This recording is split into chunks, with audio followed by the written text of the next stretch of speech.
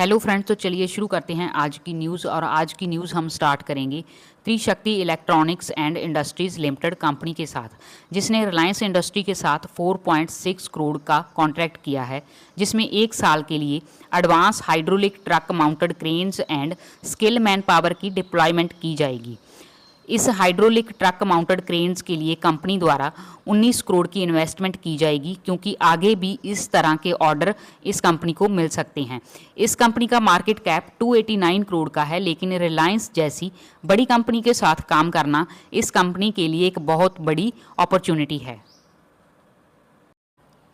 आगे बात करेंगे डिक्सन टेक्नोलॉजी कंपनी के बारे में, जिसने कि इन्फॉर्म किया है कि वो चोंगिंग यूहाई प्रिसेशन मैन्युफैक्चरिंग कंपनी लिमिटेड से मिलकर जॉइंट वेंचर इंडिया में सेटअप करेंगे, जिसमें डिक्सन का स्टेक 74% और चोंगिंग का स्टेक 26% होगा। इस जॉइंट वेंचर की मैन्युफैक्चरिंग फैकल्टी में precision component, laptop, mobile phone, IoT, automotive and any other products की मैन्युफैक्चरिंग एंड सप्लाई की जाएगी, जो डिक्सन के वैल्यू चेन को बढ़ावा देगी और गवर्नमेंट के मेक इन इंडिया इनिशिएटिव को सपोर्ट करेगी।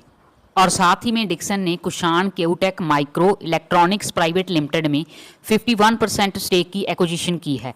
केवटेक कंपनी कैमरा और fingerprint module, mobile handsets, IoT और ऑटोमोटिव एप्लीकेशन के लिए मैन्युफैक्चर करती है।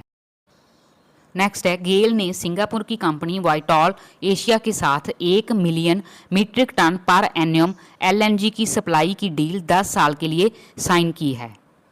नेक्स्ट है, KPI ग्रीन एनर्जी को गुजरात ऊर्जा विकास निगम लिमिटेड से 150 megawatt grid connected wind power project की डेवलपमेंट के लिए लेटर ऑफ इंटेंट रिसीव हुआ है।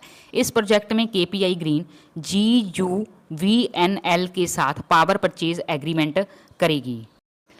नेक्स्ट है, मैक्सपोजर के एरो हब पार्टनर ने एयर यूरोपा के साथ पार्टनरशिप की है, जिसमें 40 बोइंग 737 मैक्स एयरक्राफ्ट में एरो हब के advanced portable IFE system deploy किए जाएंगे।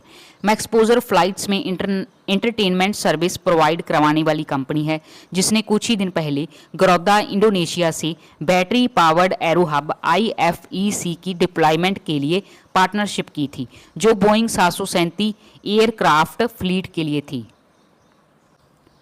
नेक्स्ट है, हिमाद्री स्पेशलिटी केमिकल ने अपना Q1 का रिजल्ट पेश किया है, जिसमें प्रॉफिट तो 46% बढ़ा है, पर सेल्स 7% कम हुई हैं और EBITDA 25% बढ़कर 234 करोड़ पर पहुंचा है। साथ ही में इन्होंने जानकारी दी है कि 4.43 मिलियन USD में 16.24% स्टेक इंटरनेशनल बैटरी कंपनी में इन्होंने खरीदा है, जो एक US बेस्ड कंपनी है और लिथियम आयन सेल्स की मैन्युफैक्चर करती है। और साथ ही में इसकी बेंगलुरु में एक गीगा फैक्ट्री सेटअप करने जा रहे हैं कोलैबोरेशन के अंदर, जिसका customer base US, India and east Asia होगा।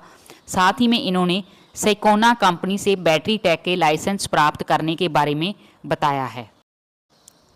प्लीज़ फ्रेंड्स, वीडियो को लाइक कीजिए और चैनल को सब्सक्राइब कीजिए, और आपको ये वीडियो कैसी लगी अपनी राय कमेंट्स में ज़रूर दें। तो चलिए आगे बढ़ते हैं और बात करते हैं Godavari bio refineries limited company के बारे में। ये नवंबर 2024 में लिस्ट हुई है। इसने ब्रेस्ट एंड प्रोस्टेट कैंसर के नोवेल कैंसर ट्रीटमेंट कंपाउंड के लिए पेटेंट हासिल किया है।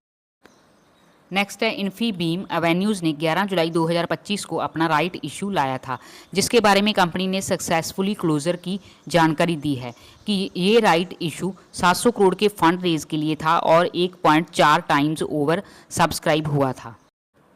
नेक्स्ट है, यूपी होटल लिमिटेड ने इन्फॉर्म किया है कि उसे 15 जुलाई को मिस्टर अपूर्व कुमार एंड अनूप कुमार की ओर से लेटर ऑफ इंटेंशन रिसीव हुआ है, जो प्रमोटर ग्रुप के मेंबर हैं, ने कंपनी के इक्विटी शेयर को वॉलंटरली डीलिस्ट करने के लिए BSE से इंटेंशन एक्सप्रेस की है, जिसमें Srijan alpha capital advisor public offer को मैनेज करेगी, जिसमें पब्लिक शेयर होल्डर द्वारा हेल्ड किए गए इक्विटी शेयर को ऑफर दिया जाएगा और कंपनी के इक्विटी शेयर को डीलिस्ट किया जाएगा।